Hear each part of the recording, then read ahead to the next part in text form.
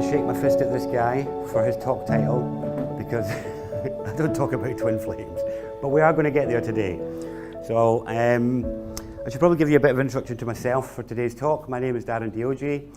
I teach on a number of different subjects, but for today the focus is on gender and relationships.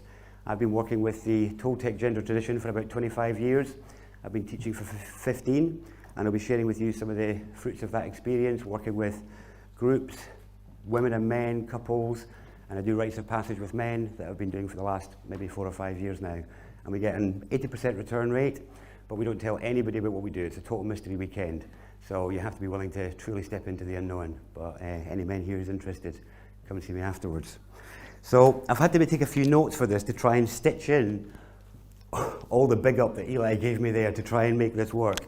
So some of you might know me from things like somebody pulled me up at lunchtime for Straw Man or Nature of the Cage or something like that. I was in both those documentaries 10, 12 years ago because I used to be into a lot of the activism and law related stuff that some of you might have got into in recent years. And I got out of it because at the time it was really interesting that we were filling halls like this around the country. You know, Michael Bernicia and John Harris and myself and Simon Spaniard and people like that, and you know, we'd fill halls, way more people than this, whenever we were running something, and it really had a sense of a movement happening. Something was really taking place. But we had all these people who were ideologically aligned, they were kind of emotionally aligned, there was like a shared sense of purpose, but when it really came down to it, they didn't trust each other.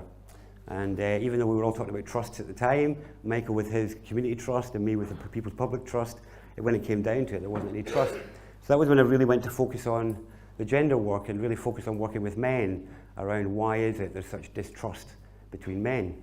And it had already been part of my journey as a man anyway, but I was keeping it out of activism at the time. But my journey into all of this started as a teenager. I was a very feminized boy with a lot of shame about being a man, very wounded relationship with my father and with other men, a lot of distrust issues. And it was only, I was really growing up with this notion of being an oppressor class and feeling the shame for the deeds of other people, as I was programmed to do. And then it was in my teens I noticed that there were places that I couldn't go as a man unless I wore certain clothes. I couldn't get into certain offices, couldn't get into certain hotels, certain bars, unless I was wearing certain garments. And the same rules didn't apply to women. And I looked at them a bit more closely. Here's a chap, now can I just grab you for 1 second? What's this part here called? A collar. And what's this part here? The cuffs. So who wears a collar and cuffs? Yeah, other than this gentleman here, you know, and it's a lovely fine colour as well, very shine. Who wears a collar and cuffs? In our language, prisoners and slaves. You know, it's prisoners and slaves, and in our language, those words don't mean anything else. And we've been tricked by the context as far as I could see. And I saw men celebrating their fancy collars and cuffs and their nice shiny cufflinks. And I was like, all the world leaders aren't out unless they're collared and cuffed. How is this an oppressor class? And then, because I knew there was no secret club, but and then, you know, you can see that we got around the world, there's blue collar, white collar, dog collar in the church, all the police are known by their collar number. I'm not making it up. You know, it's been staring you in your face your whole life. You know, and that was where my journey began. I was about 16 when I clocked that. And the point is, if that surprised you and you haven't seen that, then some of the other things I'm going to share today and the other work that I do is really about stuff that's been staring you in your face your whole life. Just didn't know it was there. So the collar and cuffs was the beginning of this, and it took me on a big journey, trying lots of different alternative things. And I've really come to a new place in all of that, a new foundation in the work that I do, and I'll be weaving some of that in here today for the first time. So this is new, I've not done this talk before. So we have this, I'm working with a lot of doctors right now, I work with a whole bunch of different groups, and I find it interesting that we have this notion of people talking about an alternative system, and alternative this, alternative that. And I realised I do a lot of work with language and its effect on our mind. It's like as soon as you call yourself alternative, you have made yourself the smaller second choice and you've given away the centre ground. You've given it away. And what I realised in all these years, and now I do a lot of work with natives, I consider myself a native, and one of the things that happened over the years was I was puzzling over this strange question of Why is it Western people refer to Indigenous people without referring to themselves? Why do they refer to natives and not think of themselves? And so I've been working on this for many years now, and it was just when I was in Mexico recently, a friend of mine came up with the first answer that really made sense to me. And it was, she said, well, because we were just colonized so long ago, we've forgotten. We colonized so long ago. And what I realized was, in all of the efforts of the so-called awakening in the West, spiritual stuff, return to land stuff, sovereignty stuff, unseen forces, magic and spirit stuff, learning to move freely, dance a bit more freely than you might do in Western culture without a drink or something like that. And I realized that all this stuff wasn't alternative. I was saying to these doctors last year, I was saying, what you're doing is not alternative medicine, that's native medicine. You know, that's native medicine. You know, what you're doing, permaculture is not alternative gardening, it's native gardening.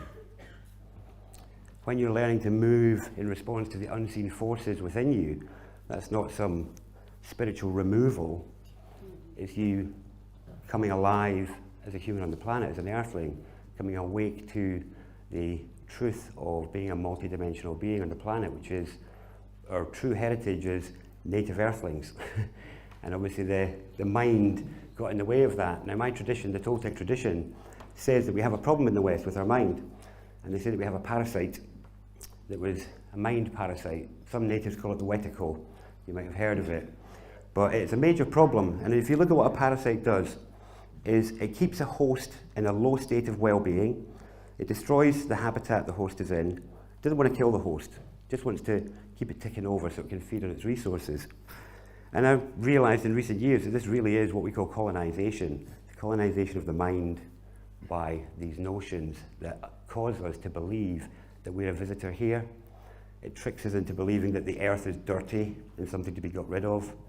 You know, we talk about visiting nature. Where is nature? This is all part of that disembodied mind, disconnected mind. And then we wonder when we inhabit that place why we're not effective in the world. And it's because from a very young age, you were knocked out of your body. You were knocked into disembodiment so that you learned how to talk about stuff. So when you were young, say anger or other feelings when they showed up unskillfully, you were probably told to put them away and go away with them and come back when they weren't there anymore. Yeah, paraphrasing, generalizing, that about right? Me too. What that does is that tells a young child that feeling is not okay, unskillful feeling is not okay, and if you're feeling, don't bring it to the space, talk about it when it's not there anymore. Now the thing is, in my work what I've found is the only thing that gets another person to actually connect with you and really hear and feel your aspirations and the thing you want is if you can speak from and with feeling rather than about it. And so for many of you, if you've been parroting on to all your friends and family wondering, well, why aren't you getting this? And it's like, because they don't feel you. They don't feel you. You're just talking about your desire for change rather than embodying it, inhabiting it, becoming skillful with it. And what I realized many years ago with the People's Public Trust, we had like 1,000 volunteers turning up in courtrooms, police stations, all sort of stuff, seeking accountability in public servants. And what I found was, I couldn't contain people's anger. People were just too angry. There wasn't enough level heads in the game at the time. There's a lot better now, thankfully. But too many angry people. And really it was because they were just so burning with a desire for change, but they hadn't cultivated the skill with that level. And that's really the kind of stuff that I do in the one-to-one work I do with people, is about how can we come to skill and embodiment with the level of feeling that we have for change in the world. So that is very relevant to today's talk, because there's nowhere that feeling is more present than in our relationships, and nowhere do we get so little practice in being skillful with intense feeling than in relationships. So if you think about it, we all started off life the same. You were all a baby lying on the ground, kicking, pooing and peeing, no control. Anyone not? Okay, we're agreed, same starting ground. And so within about a year, you managed to make your body walk. Within about 2 years, you were able to make it talk. You were able to control your bladder, all the rest of it. And you did it by observation. Because nobody shows you what you do with a leg muscle. or a vocal cord. And if everyone lifts their hand up for me now, lift your hand up, and then put it down. Right, pause a moment. How did you do that? Well, how did you lift your hand? You just wanted to do it, didn't you? There's no how. You just do it. You're going to walk out here without knowing how you're moving your legs. It's not a trick question. It's about an invitation into mystery. It's an invitation into your mystery of that you don't know how you went from being a kicking baby to becoming skillful with that hand that used to claw your mum when you wanted to caress her. The thing for us is when our emotions are really burst forth at puberty, the same thing happens. Second body burst forth, second chakra. It behaves in exactly the same way as the physical body did, and it spasms with all its forces: arousal, self-consciousness, attraction, all these different things, and they flow without skill, flapping about the place. The mind, no different. The mental body flaps about the place until just through you observing it and saying, oh, just like you were with that baby with the hand, oh, this thing is slapping people, and oh, I've got control over that. Oh, this mind is slapping me and everybody else. Oh, I can get a handle on that. All these emotions, oh my goodness. So, but the point being is, from those moments of sensual awakening in puberty, you look at walking and talking. Everybody can do it pretty well. You look at skillful sensuality, skillful emotion. How many good examples did you get? Look how many times you get a child falls over and is supported to get back up. How many times with your sensual lack of skill were you supported in getting better? Or were you met with scorn and derision and shame? Which was my background. But the point being is, the point of this is to invite compassion for yourselves. To think, how long have you actually spent trying to become skillful with anger? Or with your sadness? Because that's the same. We think of lost temper as just anger, but it applies to all your feelings. Most of your feelings, other than reward feelings, are all the same. And they're all a desire for the world to be different. Anger, frustration, overwhelm, fear. I wish it was different. I wish I hadn't done that. I wish you weren't doing that. I wish you hadn't done that. They all just feel for it to be different. And you can lose your temper in all of them. If you're so miserable about the state of the world you can't get out of bed in the morning, you've lost your temper with your sadness. It's got you. But the same applies to our sensuality and sexuality. And that is that it moves without skill or awareness at first. And then you think, how long have you spent actually trying to become skillful instead of judgmental with those skills, or even expecting mastery from people who have spent scant hours in that kind of space, even minutes in some cases. And you look at how harshly you judge yourself and others for not being a ninja master with their sensuality or sexuality when there's been such little good demonstration, such little welcome into unskillfulness in the same way as we offer kids who can't walk or talk. And so that's what I do with men and young men, is a welcome into the world as unskillful people, because there's no way to mastery without fumbling. It's just not possible. And if we can't create compassionate, welcoming spaces for our own lack of skill and that of our partners and that of our children, and make room for strong feelings that are unskillful, then there's no chance to have the kind of quality of connection and love and relating that you might secretly hope for, because there's no way for that person to get to skill in any other way. And these days, boys are expected to be tantra masters from their first erection. Seriously. And then we wonder where they are. They're hiding. They're hiding with shame. They've been told that they are accountable and guilty for the deeds of others long dead and distant, and that is a crime against humanity that would not be allowed anywhere else, where a child is told to take up less space and be quiet because of something somebody long ago and dead did. Oh my goodness, what a crime. Can't tell you the amount of suffering as a result of that. Unjust suffering, unjust accusation, unjust silencing. And the fact that it continues to be a crime as far as I'm concerned. And then everyone's going, where are the men? Where are the men? Why would they show up for you? Why would they show up for you? You've scorned them, blamed them, derided them, expected everything. penance from people that have committed no crime, and then you want them to show up and save the day. Good luck with that. So that take men away from people who have judging eyes, expecting mastery, and create compassionate, welcoming spaces, and we have a great time. And these men are becoming strong in their skill, becoming skillful because they're welcomed. It's incredible work, but you can give that to yourself and to each other through this perspective of understanding that you've got no chance of seeking the change you want in the world or in your relationships unless you're willing to let your feeling move and speak with and from it. But with tender truth rather than hard bashing. Well, that's if you want connection to continue afterwards. So, I should probably get a bit more onto today's topic really, but this is foundational. Let me just see where I am. Okay. So I've been, oh goodness me, a bit of weaving to be done here. So, we are going to get to twin flames, I promise. We've got to go through a bit of the masculine first because Eli set me up for both of them in one talk.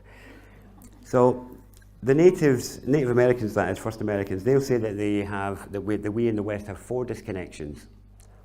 We have the disconnection from Earth, disconnection from Spirit, disconnection from each other, and disconnection from the ancestors. And if you ask a native where their ancestors are, they'll say, they're in the rocks and the trees. And the Westerner goes, what are you on about?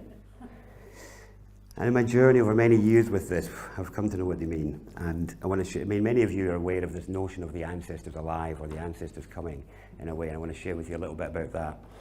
But I also want to share with you a perspective on understanding a link to our ancestors in this country, because it's a very necessary healing that needs to take place, because we really do need to know where we came from.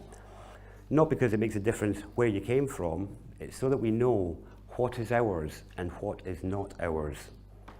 That's really what it's about. It's like, what is a gift and what is truly your power? And understanding where you've come from and understanding the ancestors is really what helps bring that level of humility and finding your place in the sort of sea of humanity, rather than trying to, accidentally finding ourselves at the top in our own mind. And that happens as a result of these disconnections, really, disembodiment. So, in my journey with men, I've discovered, and not just with men, with women too, that when I would take them into mystery and into non-using Toltec methods of initiation, it would be, I noticed something in them that I came to call the bubbling pool of goodwill that is the spirit of man, and everybody had it. And it was amazing, and that began the real journey of ancestral healing for me in connection. And it was, if we ask what we got from our mothers, as Eli was saying earlier, where are the men? Well, we know where the women are, and we know what we got from our mothers. And the feminine really, carries all the codes of the form, in the egg. She's got all the historical knowledge of the race and the species is locked in our DNA, locked in the egg that the mother carries, that is then animated by the spark from the masculine. But all of that is held with her, and we all live with that now. It's great. But then people say, well, what do you get from the men? Where's the gift of the masculine? And this is a thing I've come to discover is it's really called I call it the seemingly invisible, seemingly absent masculine. And that is, where's Dad? Where is he? And it's because many of the things of the masculine are supposed to be kind of invisible. It's kind of etched in the story of the Immaculate Conception, which is an invisible, absent masculine. And actually that's capturing something about the essence of the masculine there. And that is something I discovered in my journey with my family when I tried to be mum and dad to make up for my absent father. And I really discovered painfully that it is true, the sacrifice of the mother is that she can't get away from her kids. But the sacrifice of the father is that he can't be with them. Because true men's work is no place for children. The mine, the edge, the patrol, the discomfort, it's not a place for kids. And men are out there carving things out at the edge so that others have comfort. And to do that well, man can't do it on the doorstep. And I learned that through suffering, 10 years of suffering to come to that realization. And through this journey, this bubbling pool of goodwill, I realized that what's happened, what the men have done, is that they have codified their wisdom and their experience in something that we all use every day. And they've codified their experience in tools and methods and processes, because nothing has changed in 150,000 years. It takes as long now as it did then to start a fire from scratch without tools or method. It takes as long now as it did then to build a shelter from scratch without tools or method. And when we come into the world and appropriate the gifts that are around us, we just view them all as complete objects. So we look at the saw. You can go to the hardware shop and spend a tenner on a saw. You know, oh great, look at this saw. I'm going to go home and, yeah, I'm going to stick my shelf up and I'm going to do this and I'm such a man. Yeah. I don't need a man. Yeah. As if that power were ours. And really what we're looking at is not a designed object, but a refined object. Through people, usually men, sitting in adversity, without shelter, in the rain, the snow, and cold rocks, going, why is this not cutting? It's 3 days walk to the blacksmith, and then I've got to come back. Is it the teeth? Is it the taper? Is it the angle, the alloy, the handle? And here's the bit that I've noticed in every human being I've taken on a ride. They come up with something that's, and I'm generalizing it, and it is, what can I do so that when I come back, or those who come after me, can stay longer, go deeper, go further? What can I do so that those who come after me can have it a bit easier? I'll change the taper, I'll adjust the teeth, I'll do whatever. So that when you go and spend your 10 quid on a saw, you've probably got the power of about 5,000 ancestors in your hand. Because you look at what that saw does. How many of you can alloy metal? How many of you could recreate that? How many of you could saw that bit of wood with your hand? Then you look at the drill. Anyone, 60 quid, go and bore. Hole in concrete. It's mind-boggling. How many ancestor power in that? Millions. Everything. So really and truly, we are wrapped in the gifts and the garments of our ancestors all the time. So you don't have to smell your own poo. You don't have to walk 10 miles for water. You don't have to feel the breeze or the sun if you don't want to. You just go and put on a garment with a weave that you don't recognize, you can't recreate. And then we're full of our own pomposity and arrogance and suffering, completely ignorant of the fact that we are wrapped in grandmothers and grandfathers all the time. And for many people, they've never left grandmothers and grandfathers' cave, because that's what this is. Yeah. This is grandfather's cave, people. And if you've not been out of it, you've never been in the world. And they go from one cave, the grandfather's cave, into grandfather's cart, into granny's cave, into employer's cave, wearing the ancestors' gifts, using them to wage our war against each other, not realizing it's not your power, it's a gift, so that you can go further and deeper and longer than they could. And what they're really saying is, don't worry about that wind, I'll deal with that for you. Don't worry about that smelly poo, that's taken care of. Don't worry about walking 10 miles for water, dealt with, my child. Just come out of bed and have it, no matter how miserable you're feeling. Turn on the tap and be refreshed. There's incredible generosity of spirit in there. And even for people who have personal masculine wounds as a result of an unskillful father or an unskillful partner, you can bypass that wound through this journey of gratitude, appreciation, and acknowledgement. And by doing it, people get amazing results, genuine ancestor awakening. And what I mean by ancestor awakening is that not that spirits appear around you, which they might, but it's more about the fact of their experiences in your DNA. And if you are to become a totally aware human being, fully embodied in your power, you need everything that's on that strand.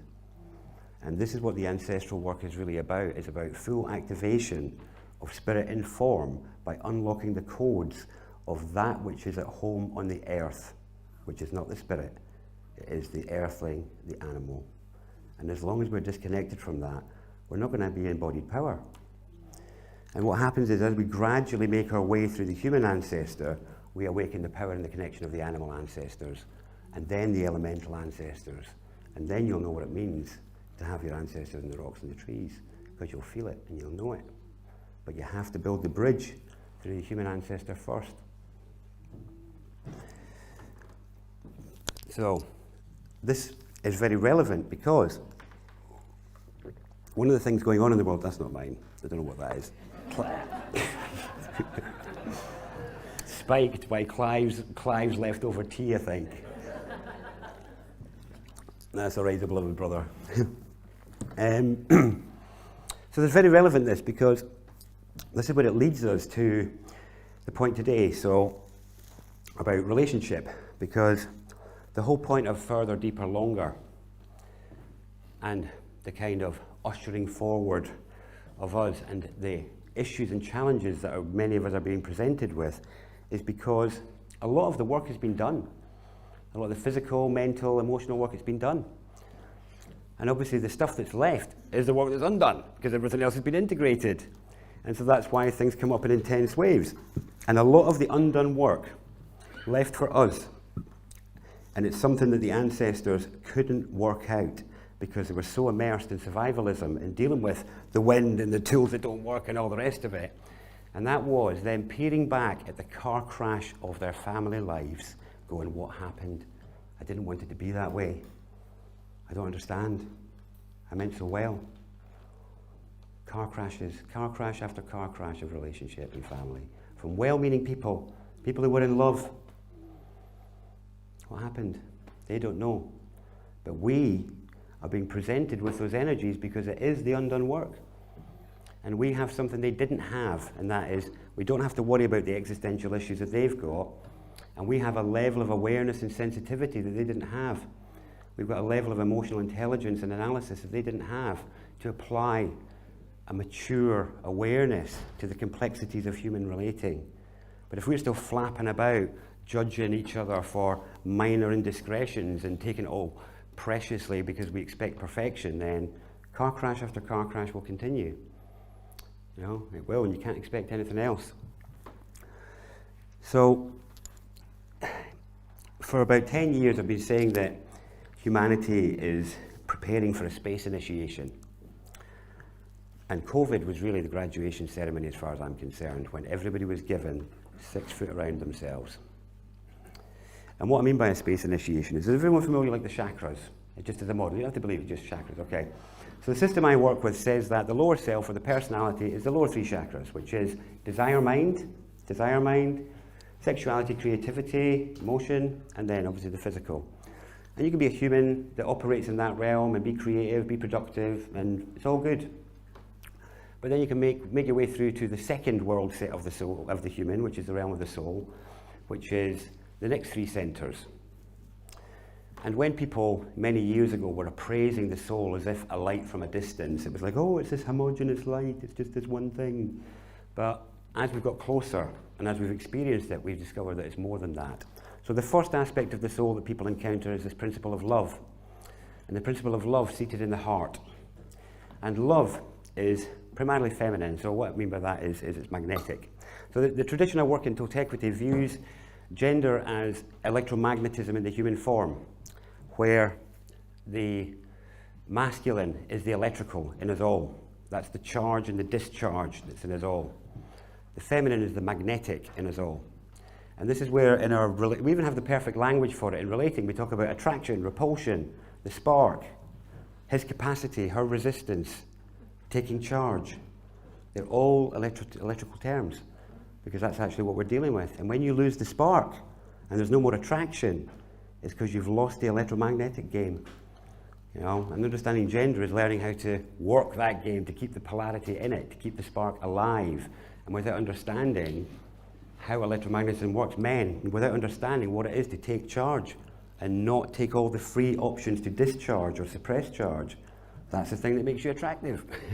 And women, you can't really be in your feminine if there's not a safe space out there for it, if there's no kind of safe banks to that river, so you can't expect yourself to be in it. And these little nuances really affect our judgment and expectations of ourselves and in our relationships.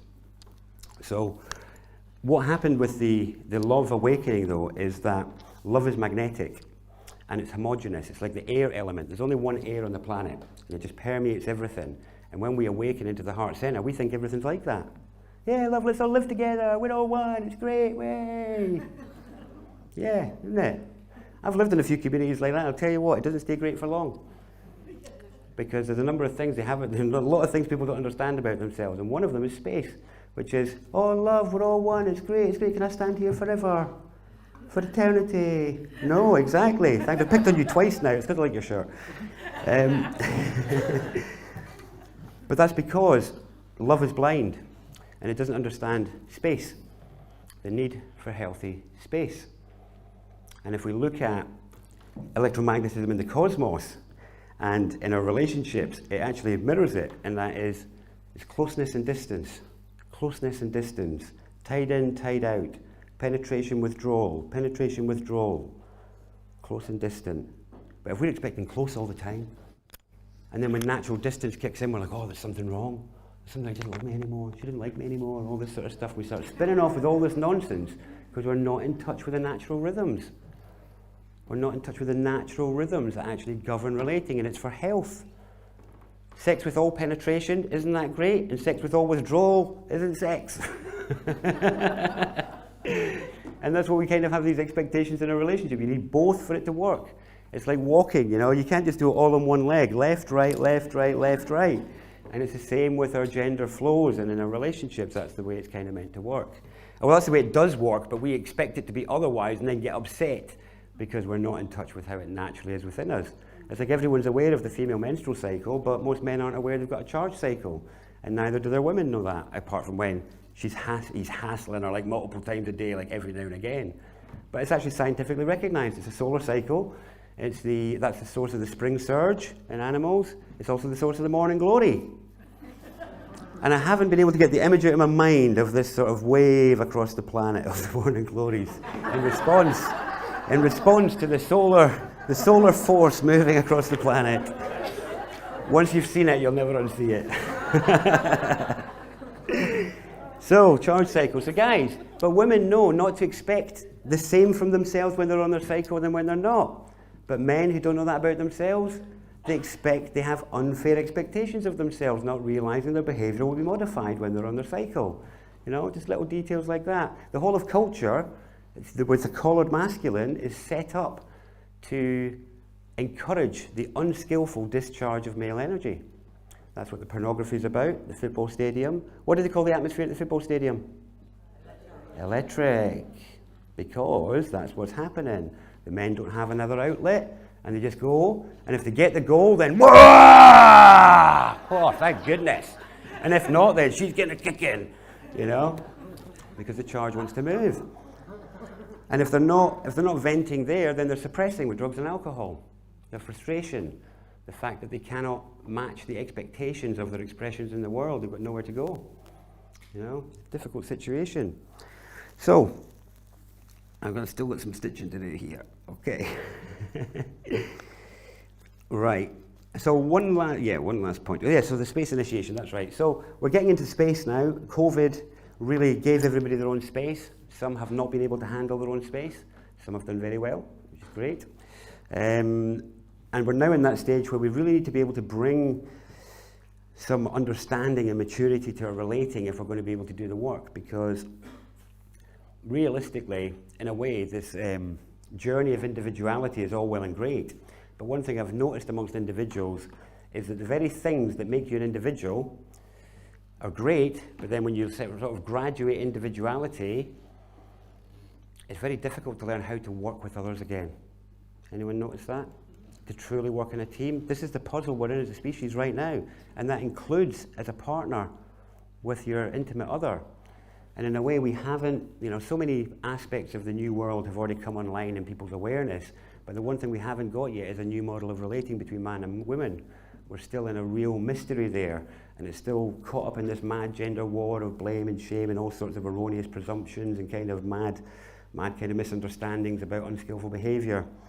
And it just kind of leaves us in this position where so many people can use the distractions of the world to avoid the discomfort of the relationships. It's very easy because there's so much noise out there, and working on what is in your relationships is actually the most difficult work because it hasn't been done at this level before. And it's much easier to go, oh yeah, Boris, no, Putin, and COVID, blah, blah, blah, blah. That's all well and good, but if it's a car crash at home, if home isn't filled with love and welcome and all that sort of stuff, what's happening? You know, where are the priorities here? Because in a way, if they decide to press the button and the big mushroom cloud in the distance, are you and your partner going to be able to look at each other with calm, easy love? Or is there going to be a panicked franticness because you've forgotten how to connect? And you're not feeling connected? Because really, you know, human spiritual awakening and all the rest of it, oneness, all that stuff, it's about connection. Not just standing next to each other, agreeing with each other, really feeling it, really feeling deeply connected. And this finally brings us on to the topic that Eli stuck in there, that I didn't even want in there, twin flames. All right. So twin flames, anyone here had a twin flame experience? Anyone? Yeah? Were you in a relationship at the time? Yes. Were you in another relationship at the time that they had a twin? If you don't know what a twin flame relationship is, don't worry about it. We'll get onto it in a second. Yeah, I'll elaborate in a second. The ones who know the term, is who it's for right now. I'm not that familiar with it. I don't use it either. So is that universal? Everyone was in a relationship? Yeah? No? Okay. So in most cases that I've come across, including my own, it was while a relationship was on. But it's really tricky, this, because we have this blindness in our feeling, in our nervous system, where when we're having a strong feeling, we make an edifice of it, and we make it forever. We make it a forever thing. And, you know, falling in love with somebody, a forever edifice is created. A twin flames overwhelm, a forever edifice gets created. And that's not really what they're about. That's just the first piece of the puzzle where it starts to go wrong. The other piece of the puzzle where it starts to go wrong is that people think that that is an indicator for a traditional relationship of some kind that may have a soul component in it. But as we'll get onto in a bit, it's not that either. Or that's part of it.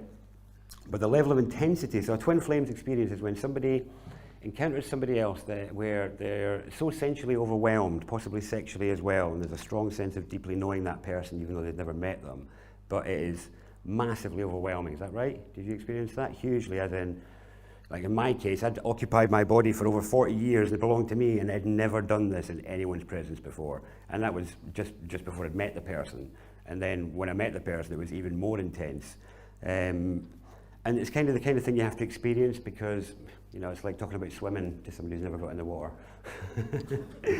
But the point being is that my understanding now on reflection from having been through it and being a gender worker for a long time and also awareness of the transition that we're in, is that we're being given and offered the next level of human group, and we are misinterpreting what it is. People talk about the tribe. I don't like the word tribe. Tribe is backwards. I prefer the term constellation, because that's forwards. That's where we're going, celestial. And really, what I see happening in people's groups, in their personal power, is that the members of your tribe, your constellation, turn up at particular points in your life, and you'll recognize them. You don't need to know them. You'll know them. And you'll be like, I don't know why, but I really know you. Even though this doesn't know you, something knows you. And twin flames is a very strong version of that. And it is an activation of connection at a soul level that is so overwhelming to the lower senses that your sensuality hasn't experienced that level of activation before. And just through spasming sensual confusion, like I was talking about before, as this level comes online, people apply old models to it, thinking, oh, this is real love, this is it, this is the true deal.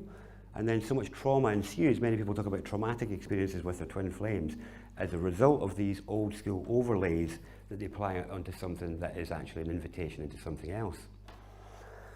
And something that's within this is, so there's two aspects that affect this. One of them is about sensuality, and the other one, I forgot what the other one is now, we'll come back to that. And the other one is about attraction. So we have a confusion in our world because of not understanding gender and relationships and how the universe guides us properly. that we believe that all attraction is about sexuality. So if we're attracted to somebody, we think, oh, there might be something in this. And it's actually not. The Toltecs are very clear on it, and that is attraction is the universe saying to you, this person has something to teach you about yourself. And it might not be coitus. And what I've found in my experience from having made that mistake before and then not falling into the trap again, I've found out that it's very rarely that. Very rarely.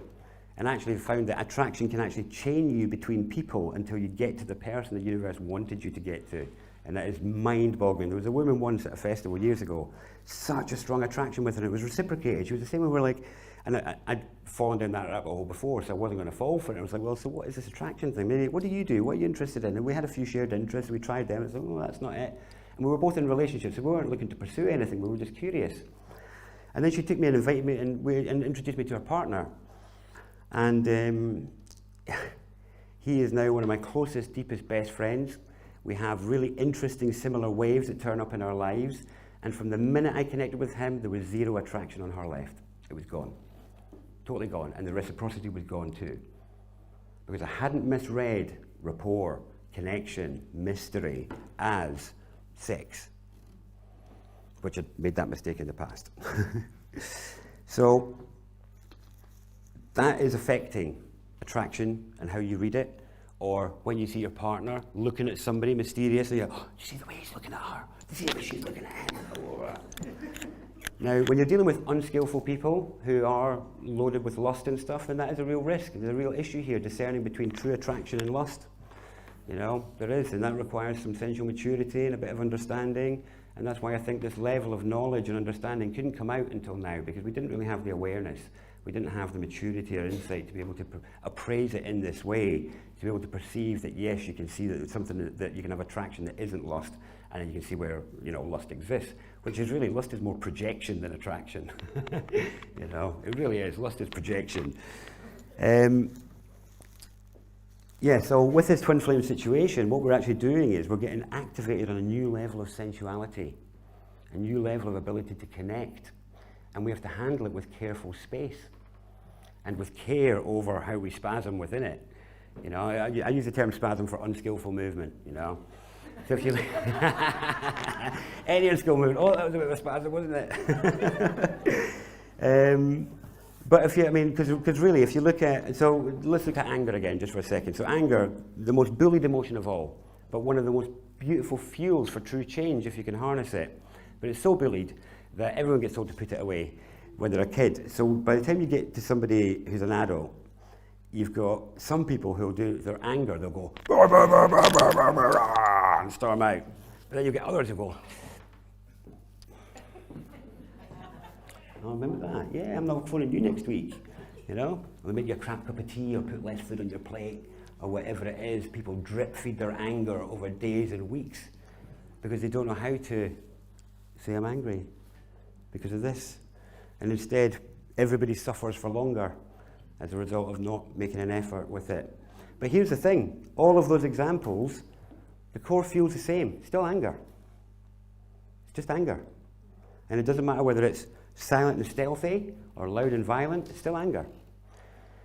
So the same applies. So what's happened with masculinity and stuff is people have thrown the baby out with the bathwater. They've thought, oh, because I've seen unskillful expression, that means all of it's bad. I did that as a male. I know many men do that. They disidentify with male energy because they think, oh, if I let this move through me, I'm going to become this, that, or the other, the behavior that I have seen.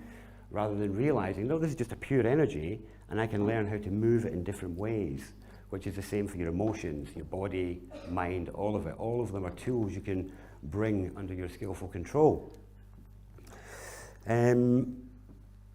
So yeah, the final point as to why we get this sexual confusion, which is okay because it's all right for there to be a sexual stage for that level of sensual activation. But one of the biggest issues is the product of sensual starvation on us. We're sensually starved from very young. So as an animal group, we're mammals. Right? We're mammals, and the mammals that we're the closest to are all deeply sensual mammal groups. You know, they are, you know, the chimps are all picking fleas off each other and sleeping in huddles. You know, the lions sleep in a pile, all that sort of stuff, and nobody's getting poked in the back untowardly. Because they are sensually comfortable with their mammalian sensuality. But for us, we're isolated from a very young age, and then we're told, contact, I'm not going to pick on anyone for this one, contact is either sex or violence.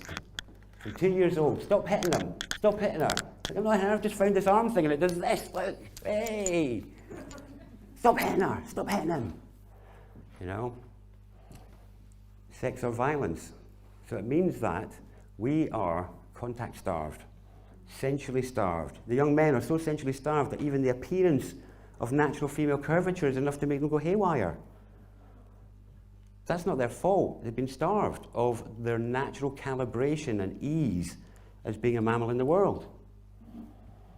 And then what ends up happening is we then get overstimulated. Both men and women get overstimulated by connection energy and by sensuality because we're so not used to it. And so this again is where there's this real invitation for compassion for yourself and others when you're being faced with these waves of new feeling that you're just not used to. And so this, to me, is the sort of the puzzle around the twin flames thing, is because to me, I do see it as a graduation into a new type of mammal relating at a higher level, in the same way as you had a mix of monogamy and polyamory and togetherness and apartness and all the mammal groups. We see that emerging in the new celestial arrangement between humans, but that's between those groups. That's between you and your constellation, between you and your needs. I don't know what they are, but I know not to judge them, because of my own experiences, knowing, well, you know, if you look around, I mean, you can't see each other, but just have a look around just now and just see if there's anyone in here that looks like you. And is there anyone that dresses like you? I mean, that is individuality and uniqueness, people. So your story, your constellation, your tribe is as unique as that, and your particular angle of alignment with them and how often you come into amazing alignment and then fades away. You know, that's your constellation. It's like Andromeda and Betelgeuse love each other, but only if they hang out once every 40,000 years. Other than that, it's just like, you're too much. You are too much. Just go over there. 2 million light years. Great. See you in the next round. You have those rhythms in your life. But if you are misreading everything essentially stimulating as, they want sex. They want sex. This is about sex. This is about a traditional relationship. Something like that. You're heading towards doom, suffering.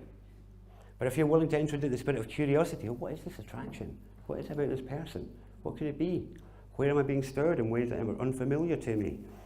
And just be in that newness, be the pioneer in new human relating, which is, because in a way to me, the time of the group, the individual initiations are over. So what I mean by initiation are the stages of enlightenment. So in the East they call them the Bodhisattva levels, and there's 9. In the Western esoteric traditions, they call them the initiations, and there's 9. And the individual initiations only take you so far. And after that it's group. It's group initiation, being seen and felt and part of a slightly larger group. And the couple is the first group. And then most couples will be presented with an other, like a hydrogen atom getting another electron as that group moves into power, as they develop their own tribal power in the cosmos. But because we judge it wrong and they judge it wrong, we end up with car crashes. But the future doesn't have to be the same as that. We can make it different. But I've only got minutes now and I don't know how to give you a conclusion in that time. So yeah, I just really want to invite everybody into that mystery of relating in a new way, to view the behaviours, the spasms, the unskillful spasms of your partners with a bit more kindness, and perhaps trust that their intent was good. Trust that they meant well, and they maybe didn't mean it to go like that. And maybe have a look at, rather than looking at the spasm, what gave rise to that? Was that actually tenderness and sadness that gave rise to that hard reaction? And if you can do that and stop reacting to the flapping about of the arms and the voices, you'll be able to transform your relationships, I guarantee it, transform them. And really enter into new levels of connection that match the levels of awareness that have been coming in recently, but you'll be able to get the sensuality that goes with that. start to come much more ease in your body, much more enjoyment being yourself and being in the world. And then you can go deal with the nussers out there. It's a much better starting ground. All right, so I'm going to wrap up now. My name is Darren Deojee. I've got a few websites, darrendeojee.com. I also have supplements as well, which are all my own recipes. You can see me at the back about them. I also run workshops, retreats, do one-to-one, stuff like that. If anyone's interested, you can put your name on a mailing list. I promise I don't spam. I think I send about 1 email a year. But otherwise, I really want to thank you all for your time and attention.